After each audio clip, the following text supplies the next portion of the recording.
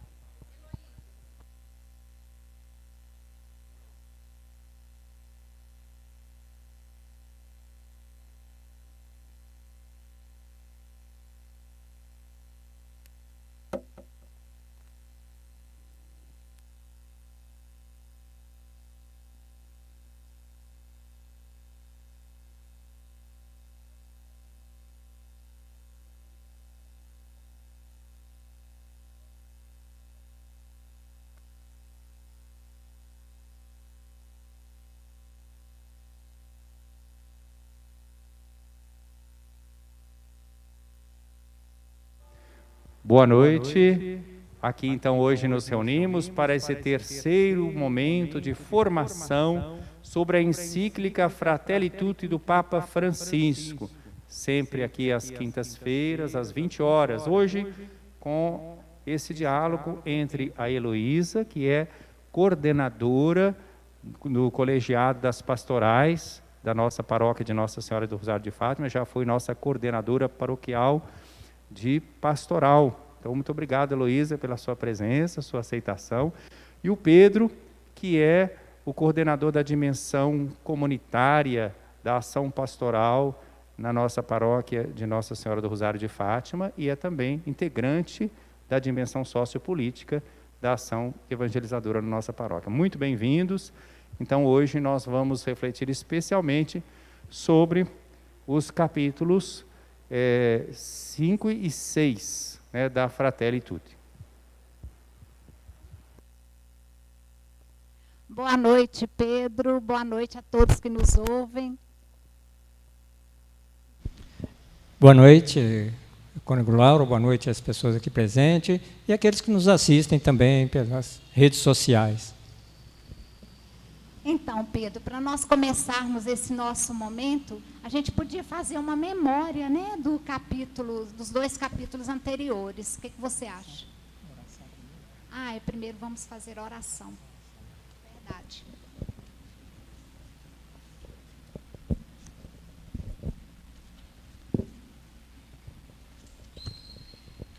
Senhor e Pai da humanidade, que criaste todos os seres humanos com a mesma dignidade infundir nos nossos corações um espírito de irmãos. Inspirai-nos o sonho de um novo encontro, de diálogo, de justiça e de paz. Estimulai-nos a criar sociedades mais sadias e um mundo mais digno, sem fome, sem pobreza, sem violência, sem guerras.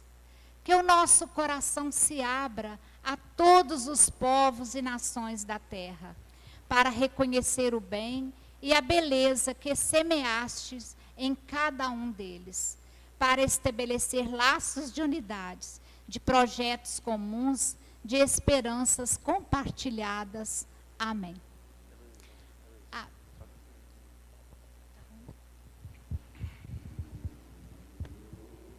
Então, agora sim, né, Pedro? Sim. Agora nós vamos... Tudo inicia-se com oração, né? Então, nós vamos... A gente podia iniciar esse momento, então, a gente fazendo memória, né, dos 2 capítulos anteriores que foram vistos, né, repassados na quinta-feira passada. Sim, hoje, dia 3 de dezembro, né, completa-se 2 meses, né, que essa carta encíclica, Fratelli Tutti, né, foi escrita pelo Papa Francisco, assinada lá em Assis, né, no dia de São Francisco de Assis, no túmulo onde ele está sepultado. E hoje, dia de São Francisco Xavier também, né, estamos aqui, né, ele é padroeiro das missões, nós estamos aqui nessa missão de falar um pouco sobre o que o Papa Francisco escreveu para nós nessa carta, né? E recordando os capítulos, né, anteriores, né, vou iniciar pelo capítulo 1, ele fala das sombras de um mundo fechado. Logo no começo, né, ele fala de sonhos desfeitos em pedaços. A gente vê a realidade que nós estamos vivendo hoje, né, e parece que o que tocou muito o Papa Francisco é a situação que nós estamos passando hoje, né, no mundo aí, as dificuldades que nós temos enfrentado, né, sociais, econômicas, tudo. E assim parece que aqueles sonhos que nós tínhamos de construir um mundo melhor, né, depois das guerras, duas grandes guerras que nós tivemos no século passado, construindo unidade, fraternidade, né, esses sonhos parece que estão sendo desfeitos, né? E agora, com essa pandemia, parece que a coisa veio a piorar um pouco. Então, parece que essa motivação que levou o Papa a escrever, né, esse primeiro capítulo, né? E no segundo capítulo, que o título é Um Estranho no Caminho, né, o Papa ele recorda para nós aquela parábola do bom samaritano, né, capítulo 15 do Evangelho de Lucas, e que ele descreve assim para nós, né, naquela passagem, assim, o papel de cada um daqueles personagens dessa parábola, né? Fala ali das pessoas que passaram de lado, né, e aquele que realmente socorreu o necessitado. Então, mais ou menos isso ele vai agora, né, seguir para o próximo capítulo, né? Podia falar um pouco para nós? Então, os próximos capítulos, fica muito forte para a gente a questão assim, da acolhida, né, às diferentes culturas. Veja, assim, ficou bastante forte, principalmente a questão dos migrantes, né, Pedro? Que tem sido bem forte. Outra coisa também que eu vejo assim, como eixo desta carta, dessa encíclica, né, é a justiça social, que tem falado muito forte sobre ela. E vejo também como a alma dessa encíclica é a questão da caridade social. Então, o nosso capítulo de hoje, né, essa recordação mais rápida, o nosso capítulo de hoje, esse quinto capítulo, ele vem nos falar, traz como tema, né, a melhor política. Então, Pedro, por que a gente vendo, né, lendo, praticamente rezando, né, essa encíclica, essa maravilha, esse presente que o Papa nos presenteou, né? Então, a gente podia conversar um pouquinho. O que motivou o Papa a escrever, né, a falar, né, a escrever para nós sobre a melhor política?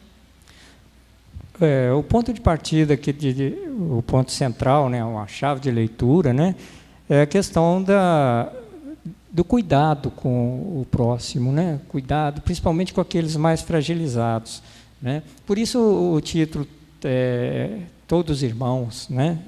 E assim nós somos uma família de Deus, porque nós somos todos irmãos, né? E nós somos, como família, né, nós devemos ser cuidadores uns dos outros. E nós vivemos em comunidades. A nossa vida depende de outras pessoas, depende da interação e da colaboração, né, de cada um, para que a gente forme comunidades, né? E toda essa família de Deus, assim, se for levar no sentido mais amplo, né, forma o povo de Deus, que somos todos criados por Deus, né, somos todos, então, constituintes de um povo, né? Quando a gente fala de povo, aqui, e na Bíblia, a gente tem essa referência, né, e o Papa lembra isso, é que o povo não é, né, nesse sentido que a gente tem costume hoje, né? Porque, na nossa linguagem atual, povo é como se fosse a massa, uma quantidade de pessoas, um número grande, né, de pessoas. Mas o povo tem um sentido assim, de pertença, né? Pessoas que têm a mesma raiz, a mesma origem, têm sentimentos afetivos, têm convivência, né? Então, esse é que é o verdadeiro sentido da palavra povo, e que a gente precisa resgatar isso, né, que está se perdendo. Então, o povo ele tem objetivos comuns e projetos partilhados, né? As coisas são construídas em comum, naquele sentido do cuidado com o outro, né? E o povo ele precisa de liderança, precisa de alguém para estar cuidando do que é público, daquilo que é de todos, né?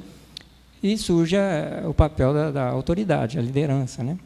E a autoridade é um serviço prestado, a liderança é um serviço que é prestado ao povo. E aí, Pedro, a gente pode ver, então, a política, a boa política, né? O político é uma vocação, né? A gente define assim como uma vocação, uma sublime vocação. A gente pode pensar assim, né?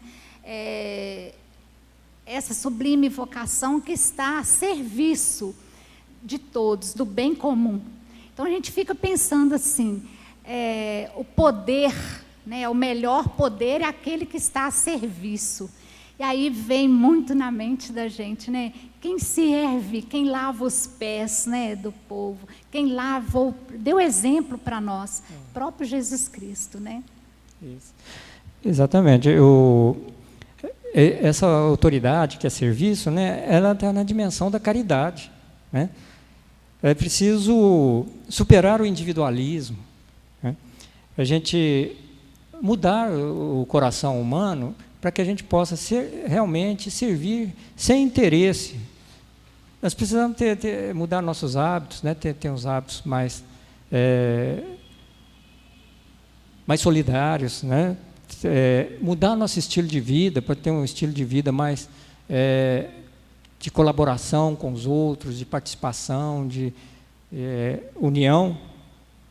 E é preciso também, né, que a liderança, né, nesse papel de caridade, tenha uma visão integral, né? Não olhe só para questões pessoais, particulares, assim, ou só aquilo que está mais próximo, mas que é o que está só no seu âmbito ali, no seu entorno.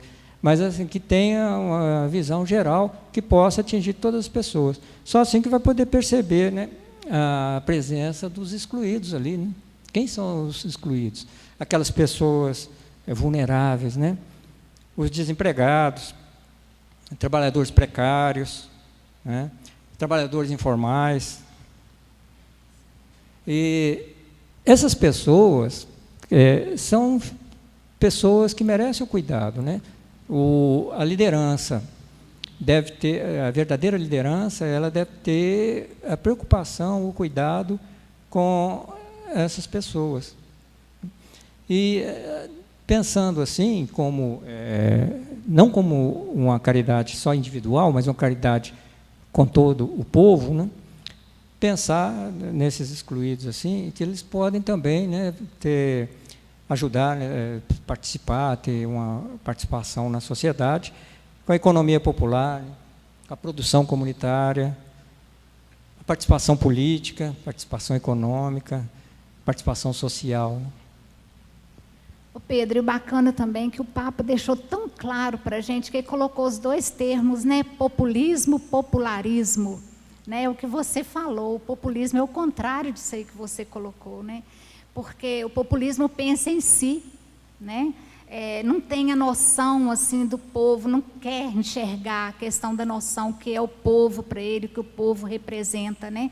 E ele vive em função de si, e muitas vezes ele usa do povo para poder se manter no poder, e às vezes também para, para manter, né, a questão da economia, né? Então a gente vê muito isso. E eles usam o povo, além de para manter no poder, não faz uma política para o povo, e não uma política com o povo e do povo, né? Então usam o povo, mas não corresponde às necessidades daquilo que o povo realmente precisa, né? Isso.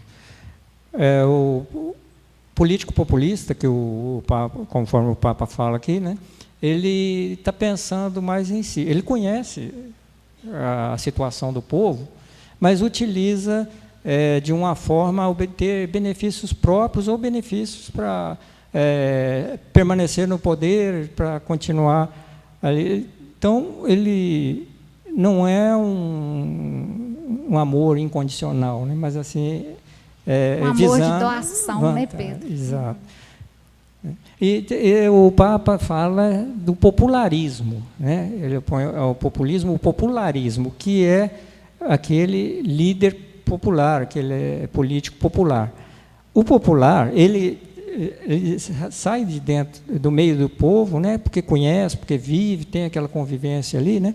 E representa o povo realmente. Ele não substitui o povo. Então, líder popular, né? Ele é uma pessoa comprometida realmente com o povo. Só que, às vezes, né, ele é mal visto.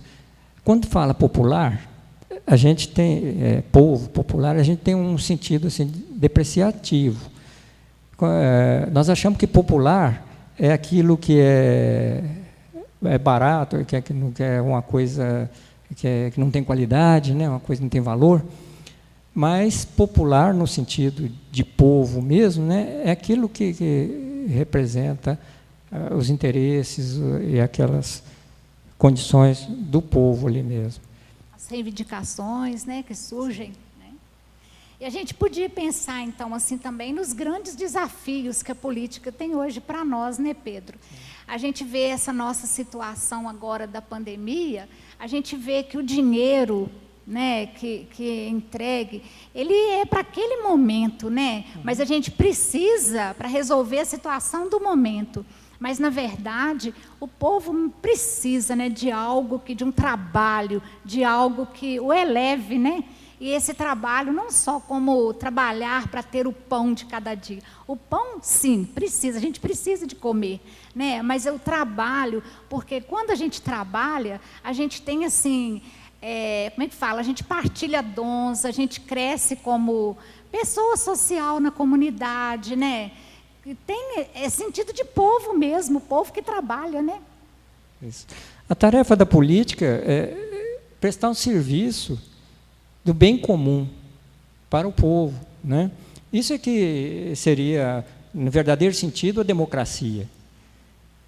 E a democracia e a garantia dos direitos das pessoas passa pelos direitos humanos, né? São direitos de todas as pessoas ter o direito à vida, o direito à sobrevivência, né? E o trabalho é uma forma de garantir essa dignidade da pessoa, né? Que ele pode garantir seus direitos, né? A pessoa que trabalha, né, ele é visto na sua dignidade. É até uma identidade da pessoa, né? Às vezes a gente conhece a pessoa assim, fulano de tal professor, fulano de tal advogado, né? E o médico fulano de tal. Então, a pessoa, às vezes, até na identidade dela é conhecida pela profissão, pelo trabalho que ele faz, né? E essa pandemia, ela mostra para a gente que nem tudo resolve com a liberdade de mercado, né, Pedro? Isso. A gente precisa muito também crescer, né, nessa espiritualidade da solidariedade, né, com o outro, estar com o outro. E a gente vê que o crescimento também, ele vem de baixo, né? A gente pensa assim agora também nos movimentos populares, né, que vem de baixo, porque ali também, quando a gente fala de trabalho, os movimentos populares, eles também abarcam, né, os desempregados, aqueles que têm trabalhos informais, os precários, né? Então, envolve esse povo, a necessidade desse povo, para trazer para um projeto mais amplo, né? Porque a gente tem que pensar também, a política tem que pensar em projetos futuros, né? Não só em deu dinheiro e acabou. Precisa de coisa também pensada para um futuro, né? Outra coisa importante também das tarefas da política, né, é o diálogo, né? O diálogo é saber conversar com o diferente também. Essas pessoas devem ser ouvidas, as pessoas do povo devem ser ouvidas. Essas pessoas que têm essas fragilidades, esses que estão à beira da estrada, lá, né, porque foram assaltados, né, pela vida, eles têm muita coisa a oferecer, porque eles conhecem o problema, e quem conhece melhor é a pessoa que está naquela situação, né? Então, eles têm também muita criatividade para dar soluções. Basta ouvi-los, basta conversar com eles, né? E a política, ela deve ser planejada, os projetos, né, devem ser planejados nesse sentido de socorrer nessas fragilidades. E a gente vê também que a política deve ser usada, como você disse, para o desenvolvimento integral do ser humano, né? Ele como um todo, né? E a gente sabe também que sem os pobres a democracia ela atrofia, né, Pedro? Uhum. Fica atrofiada, porque tem a luta pela dignidade, né, pelos seus princípios, que envolve, e principalmente esse sentido de pertença, né? Isso. Nós somos povo e nós pertencemos, né? Temos esse momento. E fala muito na encíclica também que dar a cada um o que lhe é devido.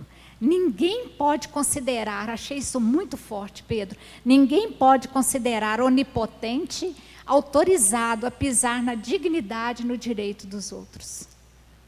Sim. A tarefa também da política, né, a boa política, a melhor política que o Papa fala aqui, ele coloca que tem que ter uma visão mais ampla, assim, respeitar também as diferenças, né? Porque cada pessoa é um ser humano e ele tem apesar de ele ter uma forma diferente de ver o mundo e ele não é nosso inimigo, né? Ele não é um adversário, mas ele pode ser um colaborador, pode ser uma pessoa que caminha junto com a gente, né? E nessa parte também, como você falou aí, é uma coisa importante também que a tarefa da política é a justiça, né? A justiça aqui não é como a gente vê a justiça hoje, talvez que seja, a justiça não é vingar, não é olho por olho, dente por dente, né? Mas Jesus veio colocar que é algo a mais, né? A justiça é aquilo que ela vem de justo, né? Justo é aquilo que não está nem sobrando para mim e nem faltando, né? Então, quando a injustiça é justamente isso, né? Ter as coisas sobrando demais, né? E o outro sofrendo porque está faltando para ele aquilo que está sobrando. Bacana. E o Papa coloca também, Pedro, que os bispos de Portugal, olha a responsabilidade nossa, eles colocaram assim: a terra é um empréstimo que cada geração recebe e deve transmitir à outra geração seguinte.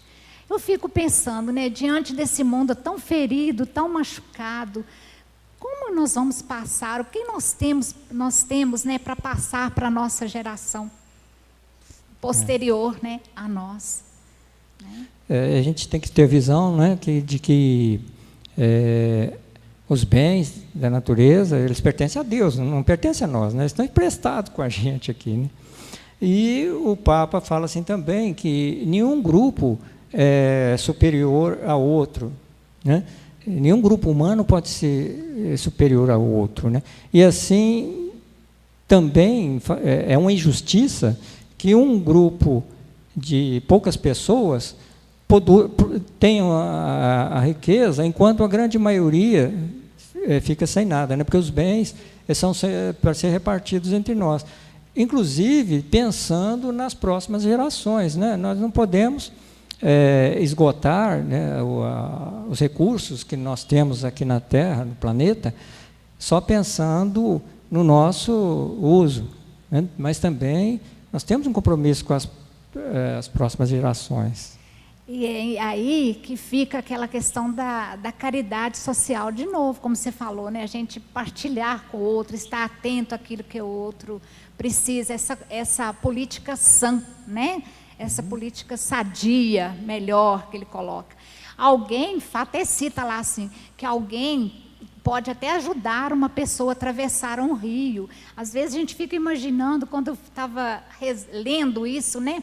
Fiquei imaginando assim, aquele lugar bem isolado, com as maiores dificuldades, pensando naquela jangadinha, sabe? Então, uma pessoa pode até conseguir atravessar, levar o outro para o outro lado, para outra margem. Ali é visto, sim, como uma caridade que ele está fazendo. Mas, se ali se constrói, se o político ali se constrói uma ponte, também é caridade, porque a ponte é para que todos, né, passem, possam usufruir, possam atravessar o rio sem tanta dificuldade. O Papa fala do amor político, né, ligado à caridade também, que a fraternidade e justiça, né, faz parte da política, tem esses lados. Né? E importante nisso o cuidado mútuo. Você tocou na questão da economia ali também, né? A política, ela não pode ser subordinada à economia, porque isso tem gerado muitos problemas, muitos casos. A economia, como ela está visando só o lucro, né? E ela não dá conta de ver todas as necessidades básicas do ser humano, porque ele tem atividade que a economia não vai interessar para ela, porque não vai dar lucros, né? A vida, né? A fragilidade, né? E a gente pensa assim também nessa cultura de descarte, né, Pedro? Quando fala a questão da economia, vai descartando muita coisa, né? Fica a cultura do descarte. Aí eu me lembro bem aqui do bom samaritano, que ele expressa a sua indignação diante do ferido, né, que está caído. E a gente fica pensando assim, nesse mundo também tão maltratado, tão machucado, né, tão ferido. E aí eu fiquei pensando assim, sabe, que no bom samaritano, que ele abandona, quando ele vê aquele caído, ele abandona a sua montaria, né? E ele olha para aquele ali, ele quer ungir aquele caído que está lá. É um convite para nós a caridade também, né? Ele unge aquela pessoa com o óleo que ele traz, né? Limpa as feridas. E o bacana também que ele vai também levar essa pessoa, que ele, como ele não pode, ali o espaço não dá para cuidar muito tempo, ele leva também para uma estalagem. Sabe o que me ficou pensando assim como exemplo disso? Eu fiquei pensando assim, na nossa cidade, vamos olhar a nossa realidade. Quantas pessoas dependentes químicos a gente tem? Então, quando a gente vê um caído, né? Aí eu fiquei pensando, me colocando, sabe, assim, como a gente pode ainda fazer as coisas, né, pelos irmãos? Porque se ele está caído, qual foi a atitude do bom samaritano? Ir ao encontro, né? Não importava quem fosse, ele foi, né? Estar com ele, ungiu, né? A dignidade, reerguer aquela pessoa. E a gente pensa também nessas pessoas que são dependentes químicas. Eu fiquei pensando, eu posso muito bem me aproximar dessa pessoa e levar essa pessoa para a estalagem. Seria a gente também, eu no caso, né, fazer o encaminhamento dessa pessoa para que outros também cuidem, que sozinha a gente não dá conta. Isso. Mas a gente pode usar a colaboração de outras pessoas, né? O Papa também fala na encíclica lá, né, que a gente não pode desprezar também as instituições, né, tanto públicas como particulares. Elas são importantes para a sociedade, né, só que não pode ser vista só do lado econômico, né, tem que ter um planejamento integral que atenda principalmente aqueles que mais necessitam, né. E aí, Pedro, quando você fala, vem a questão da fome também, que ele coloca assim muito forte, né? Que a fome, ela é criminosa. Nossa, e a gente fica pensando assim, quantas toneladas de alimentos são descartados no mundo, né? A gente pensa na nossa cidade, nos mercadinhos mesmo, a gente vê quanto alimento ali é desperdiçado. Às vezes alguém pede, não ganha, né? Não doa. Mas quanta coisa é desperdiçado. E ele fala que a fome, ela é criminosa e a alimentação é um direito inalienável da pessoa, né? Então, ele fala também muito forte nesse sentido da questão do tráfico das pessoas, né? Aí ele fala que isso é uma vergonha para a humanidade. Como que a gente tem que, né, voltar ainda nesses valores, amar aquele que é o mais insignificante dos seres? Ele coloca que isso, amar o irmão, como se ele apenas existisse no mundo. Isso não é perder tempo. Então temos que cuidar, isso é muito forte, né? A gente tem esse olhar alargado para o outro também, que é o nosso próximo, né? Independente de aparência, cada ser humano é sagrado e merece o nosso afeto, o nosso respeito, né? Ele tem a dignidade dele também. O Papa tem uma frase aqui que notei que na política há também lugar para ternura. Tá? E então é importante esse cuidado, né?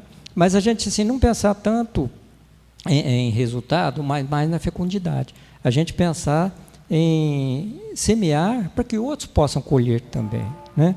Nesse sentido aqui, eu vou lembrar só a campanha da fraternidade de 2019, né? Que falava sobre fraternidade e políticas públicas, com o lema: serás libertados pelo direito e pela justiça. Né? Foi o que nós refletimos aqui no ano passado. Eu já falava nessa questão. Né? E para encerrar, a gente podia encerrar nesse capítulo, só deixar aqui. Pode deixar uma pergunta? Posso Sim. deixar uma pergunta? Para a gente refletir um pouco, quem nos acompanha aí, o que tenho produzido no lugar em que me foi confiado? Sim. E só para encerrar aqui, eu estava fazendo as orações de manhã, né? E fiz a reflexão sobre um texto lá do profeta Isaías. Nós estamos no Advento, né? E diz o seguinte: as nações verão sua justiça e todos os reis verão sua glória. Está em Isaías 62, capítulo 2. E resumo um pensamento assim que o Papa coloca sobre a política. Agora nós podíamos ir para o próximo capítulo? Sim. Nesse 6º capítulo, ele traz para a gente como tema, né, o diálogo e a amizade social. E o Papa coloca para a gente, Pedro, que para nos encontrarmos e nos ajudarmos mutuamente, a gente precisa dialogar. Né? Então, é uma coisa também que, nesse mundo, o diálogo, né, está bem, vamos colocar assim, fraco, né, nos nossos tempos. Imagine um mundo né, sem o diálogo de tantas pessoas que são generosas, que pacientemente dialogam, né, com as famílias, unem comunidades, né? Se a gente parar e pensar, porque o diálogo, de forma discreta, ele torna o mundo melhor. A gente, né, um país para crescer, ele precisa haver diálogo entre as suas diferentes culturas, né? Sim, então, esse capítulo aí, ele dá continuidade ao que fazer na política, como fazer, né? Aquilo que está nos capítulos anteriores, né? Que tudo é através do respeito, da comunicação não violenta, né? Que fala sobre a forma diferente de fazer aquilo que Jesus ensina no Evangelho, né? O respeito aos outros, o amor ao próximo, né? E o diálogo, muitas vezes, ele é confundido também com monólogo, né? Porque o diálogo acolhe, ele encontra os pontos, né, que tem comuns, ele escuta o outro, ele valoriza aquilo que o outro também traz.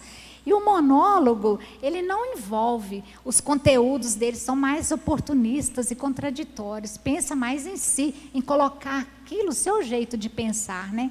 E como símbolo, Pedro, do diálogo, eu acho muito interessante, eu já vi isso em algum, não me lembro onde, que traz o símbolo de um rio, né? Porque o rio, se a gente imaginar bem assim, um rio tem a margem esquerda, a margem direita, né? Então o rio, ele é o símbolo do diálogo, porque ele permeia os dois lados, né? Ele está ali mediando, né, aqueles dois lados. Às vezes um precisa ir mais profundo, o outro já mais leve, mas ele vai ali caudalosamente fazendo, né, a sua função ali. Então vejo o diálogo como isso, né? Como mediador entre os lados, né? E o diálogo não é só você mandar uma mensagem e receber outra mensagem, né?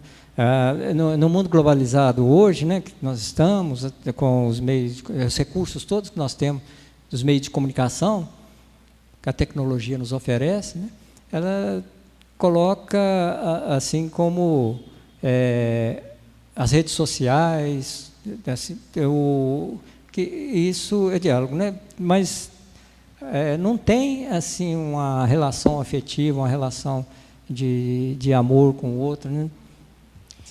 Outro aspecto também que vem forte, vem falando sobre os meios de comunicação, né? Os meios de comunicação, a gente vê assim, que em muitos momentos, eles nos ajudam a nos tornarmos mais próximos, nos ajudam a sentirmos essa proximidade de um com o outro, um sentimento de unidade. Quantas famílias, principalmente agora nesse tempo de pandemia, né, a gente sente unido a pessoas tão distantes, né, através dos meios de comunicação. E ela, quando é vista assim, ela é um dom de Deus. Mas também nós temos uma colocação muito forte dos bispos da Austrália. Olha só o que eles colocam. Não podemos aceitar um mundo digital projetado para explorar as nossas fraquezas, trazer à tona o pior das pessoas. Hoje a gente vê muito isso também, né, Pedro? Essa questão da hostilidade, de expor o outro, de querer denegrir a imagem do outro através dos meios de comunicação, né? Nem o Papa escapou ali, né? Hoje mesmo, na fala do Papa, lá no Vaticano, né? Ele fala um pouco sobre isso, né? Que foi hoje, agora estou na dúvida se foi hoje ou foi ontem. Ele fala sobre a bênção, né? Que a gente deve abençoar e não maldizer. Aquilo que a gente deseja para o outro, aquilo que a gente quer para o outro, isso não faz bem, né? Acaba você falar de coisas ruins, você acaba fazendo uma maldição. Eu vejo que nessa encíclica aqui, o Papa, até nas críticas, né, ele assim, é muito moderado, coloca de uma forma assim, que gera, mostra o lado bom, mostra o positivo, né, mostra aquilo que realmente eleva. Que merece ser visto, né, de respeitado. E a gente vê também com relação tem um tema também desse capítulo, Pedro, que fala a respeito da verdade e da dignidade também, né? A sociedade, ela tem futuro, para ter futuro, ela precisa ter amadurecido um vivo respeito pela verdade e pela dignidade humana. Aí a gente fica pensando naqueles valores que são permanentes, né? Por exemplo, fico vendo assim, a gente não vai deixar de matar alguém simplesmente porque nós vamos ficar isolados socialmente no presídio. A gente não vai matar alguém porque nós temos convicção. A gente tem os valores implantados dentro de nós. E o Papa fala muito disso, né? A gente precisa dessa busca da verdade, apegar às verdades que são fundamentais, né, na nossa vida. Esses fundamentos sustentam as nossas escolhas. Sim, é importante a gente vê até na política, né, que a questão da verdade, né, a política sem a verdade, ela dá com uma série de problemas, né? Assim também na comunicação, né? Nós tivemos até uma campanha da Fraternidade, né, comunicação para a verdade e a paz, né? E só a comunicação, o diálogo com a verdade é que pode levar à paz, né? Senão vai acabar com conflitos, com alguém sendo prejudicado por outro. E o bacana também que perante as normas, né, essas normas morais, não existem privilégios. As pessoas, né, não existe aquele que é o dono do mundo, ele tem a mesma dignidade daquele último, do miserável, né? Isso não faz diferença. Mas a gente vê hoje o quê? Na maioria das vezes é o triunfo, né, da lógica da força, né? Infelizmente, a gente tem visto muito isso, né? A força triunfar, né? O mais forte, ou aquele que sabe mais, aquele que é mais esperto, né? Ele acaba puxando as coisas só para o seu lado. E nós somos convidados também a desmascarar, como os profetas, né? Uhum. Nós temos que desmascarar essas coisas, quando a gente vê, denunciar isso, né? Em todas as esferas. Porque isso está na nossa cultura, né? Parece que nós somos educados, né, para uma disputa, para diferença, para realçar as diferenças, né, para fazer comparação. Pedro, isso até nas escolas hoje, como que é feito isso, né? Tem aqueles que sobressaem mais, aqueles que, né, é disputa mesmo, né? Isso. Tem os quadros de honra para aqueles que têm as melhores notas, são os bons, né? Então a gente tem que ter muito cuidado, né, com essas coisas.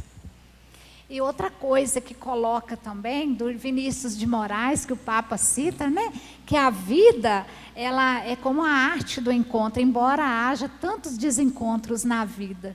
Ele nos convida, né, a termos uma vida no estilo de vida poliedro, né? E é bacana a gente ver isso, porque abarca cada face do poliedro. A gente vê assim que nós somos diferentes uns dos outros, temos as culturas diferentes. E como é bonito, né, ver isso aí interagindo respeitosamente e formando nesse novo estilo de vida, o estilo poliedro, né, com respeito, com justiça, com a caridade, né, assim, permeando tudo isso nesse mundo, né, nesse estilo de vida. Então, ele sempre lembra que o todo é maior que as partes. Né? Nós temos na nossa cultura também, né, colocado assim, para a gente ter uma visão binária, né, cara ou coroa, né? A moeda tem duas faces. E ou você está do meu lado ou está contra mim, né? Ou você está do lado A ou você está do lado B. Não tem, como se não tivesse outras partes, né? A realidade fosse só dois lados, só tivesse dois lados, né? É verdade. E também uma outra coisa que ele nos convida, o tempo já está avançado, acho que a gente está até gostando de ficar conversando aqui, né?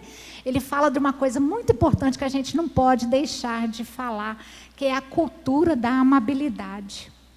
Então, ele coloca muito isso e fala que é questão do ser amável. É o amor, né, Pedro, na verdade, que permeia tudo, né? E ele se fala também que a questão do ser amável com o outro é ser como uma estrela em meio à escuridão.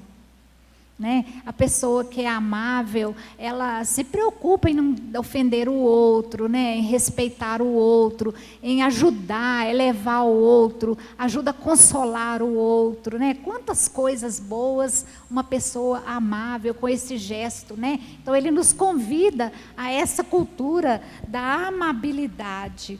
Ajudar no trato, cuida para não magoar, reconforta, né? Então, essa atitude, ela pressupõe estima e respeito, né, com o outro.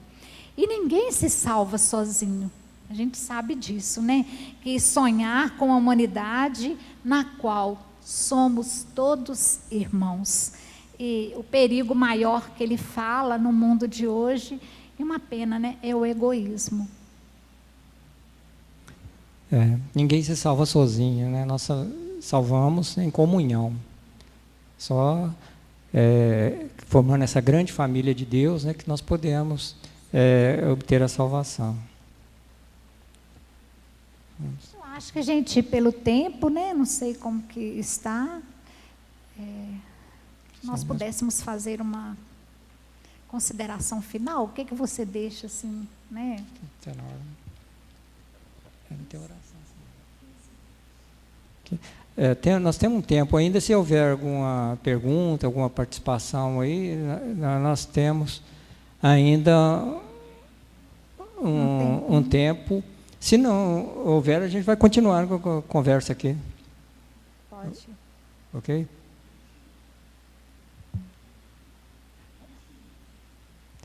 Então, nós vamos...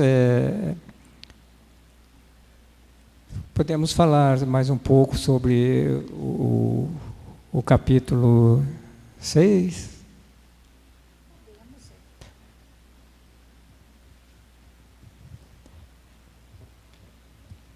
Seria interessante considerar aí também a questão do trabalho, não é? Não tem uma palavra também sobre a importância do trabalho? Está nesse capítulo aí. Só entrando um pouquinho aqui, aproveitando, né? Quando o Papa, vocês falaram aí muito bem,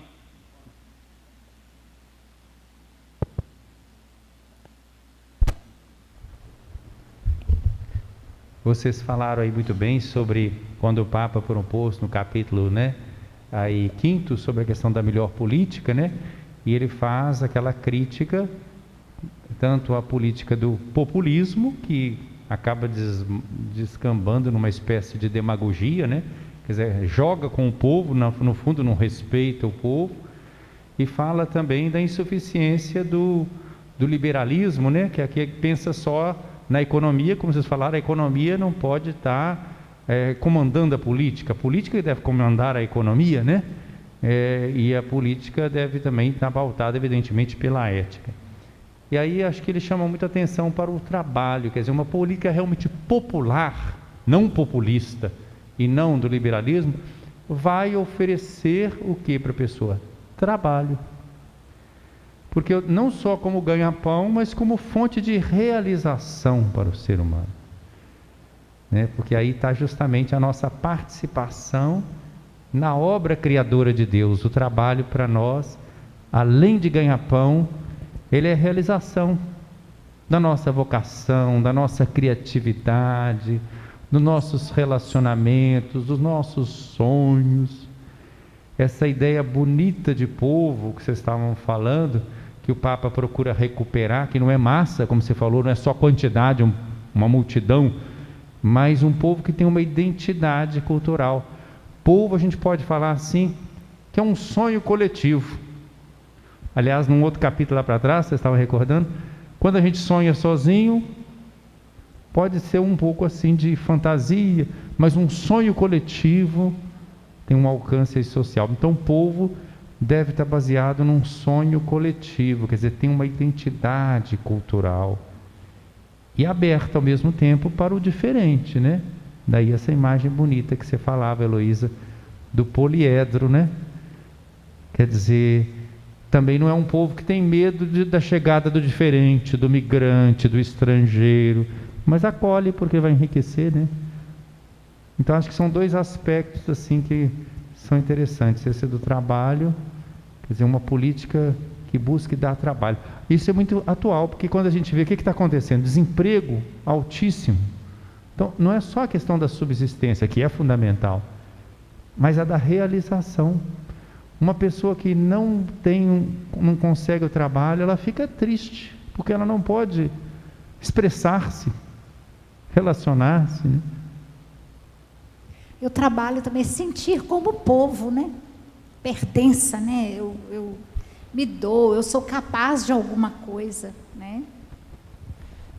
Outro aspecto do trabalho também, né, é que é o trabalho que constrói riqueza. Não é os bens naturais, não é as indústrias, né, que transformam, não é o capital, não é o dinheiro que faz a riqueza, que gera a riqueza, né, como às vezes eles querem fazer pensar, mas o trabalho também é que constrói a riqueza. E a pessoa, quando está trabalhando, ele se sente construindo essa parte, né? E é uma grande injustiça de a pessoa que constrói essa riqueza não ser reconhecido, não ter o valor reconhecido com o próprio fruto do que ele trabalha. Porque quando ele trabalha, geralmente o trabalhador assalariado e aquele que é remunerado, o fruto do trabalho fica com aquele que tem o capital, que tem os meios de produção, e que não partilham com os outros da forma que seria mais justa, né? De ter uma participação na produção. E a gente tem notado também, né, ultimamente, aí, a legislação, né? Está mudando a legislação de maneira a prejudicar quem trabalha, né? Está ficando mais difícil. E isso com uma justificativa aí de que está aumentando postos de trabalho, né? Na verdade, a gente está vendo o desemprego aumentando, né? Nós estamos com 14%, né? De 7 trabalhadores hoje, um está desempregado. Agora imagina as pessoas que estão aí numa situação dessa, né? Ou que estão subempregados, né? Está naquele dilema, né? Ou eu pago a conta de luz, pago a água, ou pago a alimentação. Pais de famílias, né, Pedro? Quantos nessa situação, nesse tempo agora, principalmente, né, da pandemia, e a gente vê também a questão de muitos trabalhos, muitas pessoas que trabalham como escravos ainda hoje, né? Reforçar isso que vocês estavam falando, tá vendo como é que a melhor política não é aquela que está só, porque às vezes por interesse econômico, você coloca a máquina ali para fazer aquele trabalho, tá bom, ela faz às vezes até com mais eficiência do ponto de vista da produtividade, mas quantas pessoas vão ficar desempregadas? Ou que alternativa essas pessoas terão? Então a melhor política não vai pensar só no lucro, vai pensar no ser humano, no bem comum, na realização, aquilo que vocês estavam falando da vida. Então tem uma incidência prática imediata, por isso eu estava falando dessa importância do trabalho. Sim. E aquela questão da amabilidade que a Heloísa chamava atenção logo no final da fala dela, que é bíblico, né? São Paulo na carta aos Gálatas fala dos frutos do Espírito. O Papa traduz isso assim de uma forma até muito simples para a gente compreender. A gente tem que voltar a falar com licença, desculpe, obrigado, palavrinhas simples que mostram essa cultura da amabilidade. Mas olha, chegaram aqui 2 perguntas que eu queria encaminhar para vocês. Uma é do Ailton e diz assim: diante deste triste cenário em que vivemos de pandemia, tenho percebido que a empatia tem sido ignorada por algumas pessoas. O que devemos fazer enquanto cristãos para mudar essa situação? Então, sobre a questão da empatia. Primeiro é a questão da caridade, de ter esse olhar mais alargado para o ser humano, para aquele que está necessitado, que está do nosso lado, né? Como cristãos, a gente tem que ter esse olhar, né, misericordioso, esse olhar caridoso e procurar fazer o melhor da nossa parte, que a gente pode ajudar a pessoa, né? A pessoa também, né, ter na empatia, colocar-se no lugar do outro, para enxergar, né, quais são os seus sentimentos, quais são as suas necessidades, né, sem fazer nenhum julgamento antecipado, né, e de procurar, né, com aquela pessoa ali, dentro das suas necessidades, né, colocar também as minhas necessidades, né. Agradeço a Ailton aí pela pergunta. Está bem de acordo com essa questão da cultura do encontro, né? Que nós devemos promover para ter essa proximidade, né? A outra pergunta aqui é da Liege Santana. Como nossa participação na política pode ser diferenciada enquanto cristãos? Como nossa participação na política pode ser diferenciada enquanto cristãos? Bom, Liege, o Papa Francisco toca nesse tempo, né? Uma das coisas é a política, não submeter a política aos interesses econômicos, interesses de pessoas, interesses de grupos econômicos, né? Mas assim colocar realmente a necessidade das pessoas. E outra coisa também, não submeter a política à ideologia, né? Nenhuma ideologia. Muitas pessoas criticam o Papa, falando que ele tem posição ideológica, mas a leitura que eu fiz aqui do capítulo, principalmente, que nós estamos falando hoje, né, eu não vi assim, nenhuma coisa de ideologias, né? Ele não cita ideologia, mas fala do Evangelho. O que eu vi foi uma coerência muito grande com as Escrituras, né? Desde pegando lá do começo do povo de Deus, lá, partindo lá dos patriarcas, né? Até Jesus Cristo, né? E os apóstolos depois, né? Toda uma coerência muito grande. Só para completar a pergunta da Liege aqui, outro ponto que eu vejo é o seguinte, que o Papa fala da melhor política, né? E além de tudo que ele fala ali, ele tem outra vantagem, porque ele faz aquilo que ele está pregando, que ele está dizendo ali, né? A gente vê as atitudes dele, né, de visitar refugiados, né, de adaptar asilos para os desabrigados de rua, arrumar banheiro público, refeitórios, né? Aqui para o Brasil mesmo, ele já mandou ajuda para os doentes aqui de coronavírus, né? Mandou um navio de hospital para cá, dentro de um monte de... Né? E na parte do diálogo e do encontro, né? O diálogo interreligioso, o diálogo com pessoas que pensam diferente, até que com chefes de nações, né? Assim a gente vê que ele está dando exemplo de como deve ser a política. Acho que a melhor coisa que ele podia dar é esse exemplo. E a gente vê de verdade que o sonho dele é o de Jesus, né? Fazer com que o reino de Deus aconteça entre nós, né?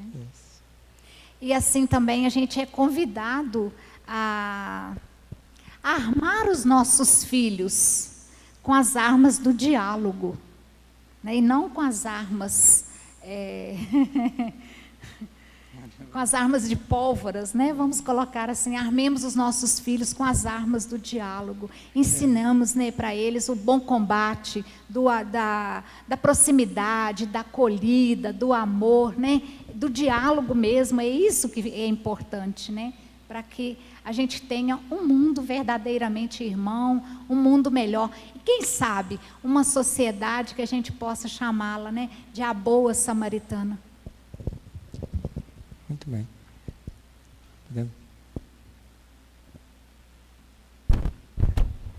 Então nós agradecemos muito aqui, né, a Heloísa e ao Pedro por essa noite, por esse diálogo sobre esses 2 capítulos, a melhor política e essa amizade e o diálogo social.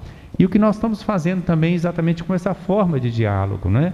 Ao invés de fazermos uma exposição, digamos assim, técnica, uma conversa sobre esse conteúdo, justamente ajudando aqueles que estão assistindo e nós mesmos a refletirmos, a pensarmos, que é uma coisa que hoje as pessoas estão tendo muito pouco tempo, como vocês falaram muito bem sobre a comunicação. Confunde-se às vezes, mandar uma mensagem aqui e lá, rapidinho, resposta, às vezes agressiva, como se fosse diálogo. Isso é monólogo, isso não é diálogo. Você não está ouvindo o outro, você só está despejando, né? Então, o verdadeiro diálogo dá tempo de refletir, de ouvir, de pensar, desenvolver o pensamento crítico, né? Então, agora, eu acho que nós podemos concluir com a oração que vocês, né, que está aí na encíclica. Vamos concluir com a oração cristã ecumênica. Deus nosso, Trindade de amor, a partir da poderosa comunhão da vossa intimidade divina, derramai no meio de nós o rio do amor fraterno. Dai-nos o amor que transparecia nos gestos de Jesus, na sua família de Nazaré e na primeira comunidade cristã. Concedei-nos, a nós cristãos, que vivamos o Evangelho e reconheçamos Cristo em cada ser humano, para o vermos crucificado nas angústias dos abandonados e dos esquecidos deste mundo, e ressuscitado em cada irmão que se levanta.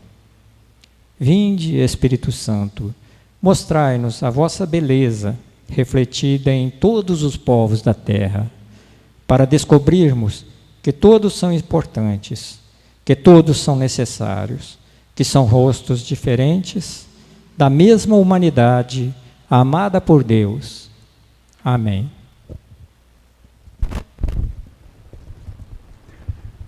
Muito obrigado a todos que acompanharam, e na próxima quinta-feira, às 20 horas, nós teremos então o último momento formativo sobre os 2 últimos capítulos da Fratelli Tutti, o capítulo 7 e o capítulo 8. Uma boa noite a todos, mais uma vez, muito obrigado, Pedro e Heloísa.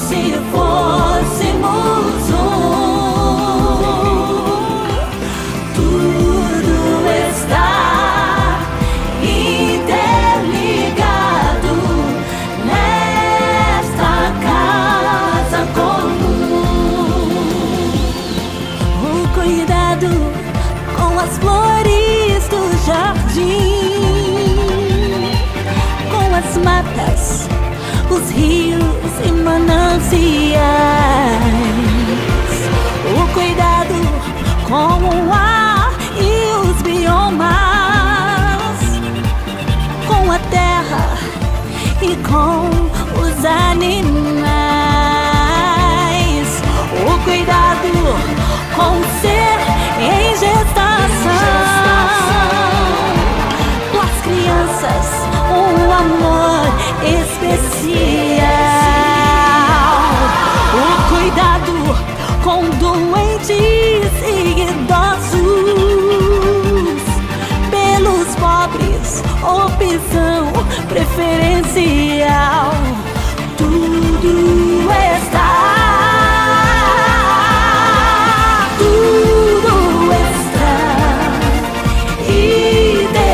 interligado, como se fôssemos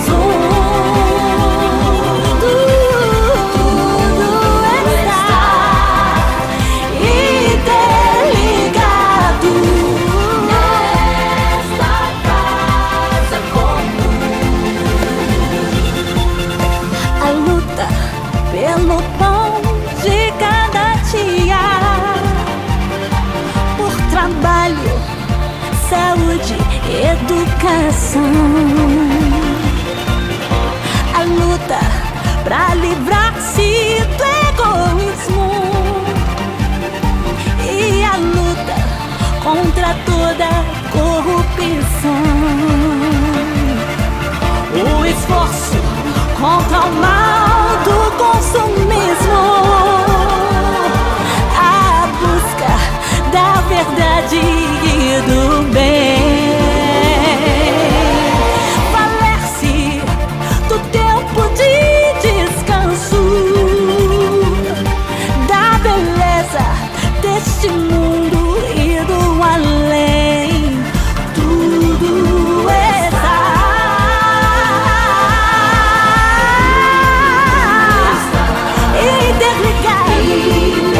interligado, como se fôssemos tudo está interligado nesta casa comum. O diálogo na escola e na família,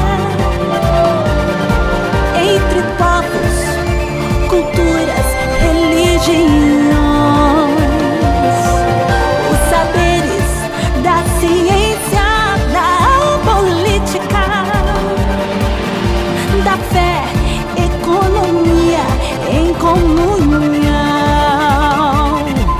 o cuidado pelo eu e pelo tu, pela nossa ecologia integral, o cultivo do amor de São Francisco,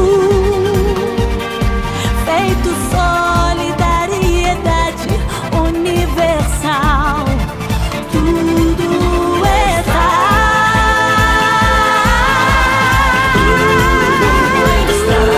está interligado, como se fôssemos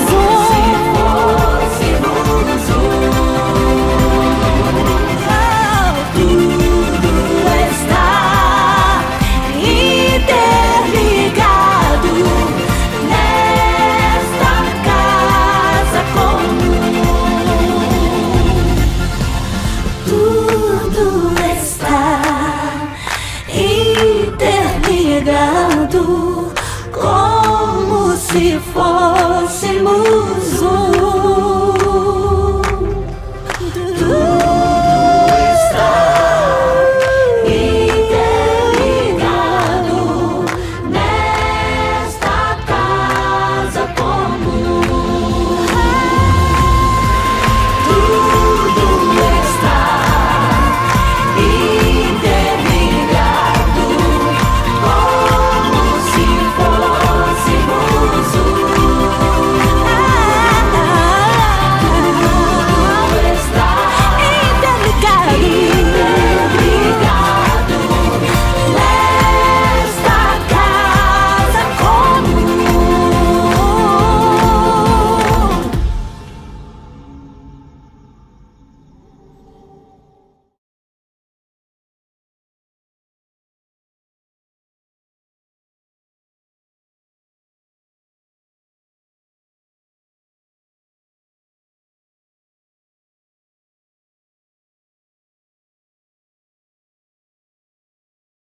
ar.